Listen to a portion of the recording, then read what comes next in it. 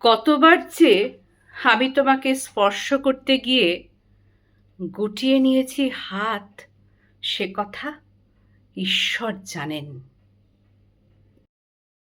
কতবার যে আমি তোমাকে স্পর্শ করতে গিয়ে গুটিয়ে নিয়েছি হাত, সে কথা ঈশ্বর জানেন।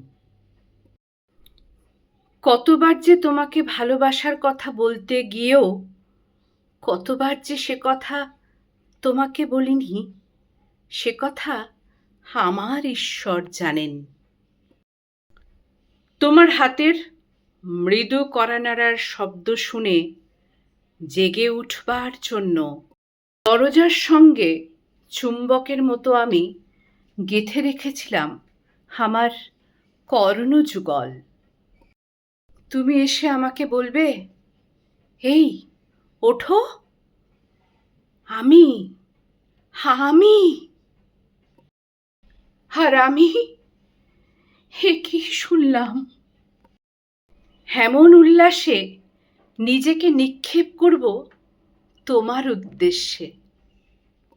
কতবার যে এরকম দৃশ্যের কথা আমি মনে মনে কল্পনা করেছি, সে কথা আমার ঈশ্বর জানেন।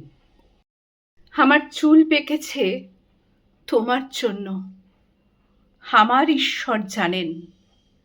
আমার মৃত্যু হবে তোমার জন্য, আমার ঈশ্বর জানেন। তারপর অনেক দিন পর একদিন তুমিও জানবে আমি জন্মেছিলাম তোমার জন্য, শুধু তোমার জন্য। আমি জন্মেছিলাম তোমার জন্য, শুধু তোমার জন্য। কবিতাটির নাম শুধু তোমার জন্য। কবি নির্মলেন্দু গুণের লেখা কবিতা।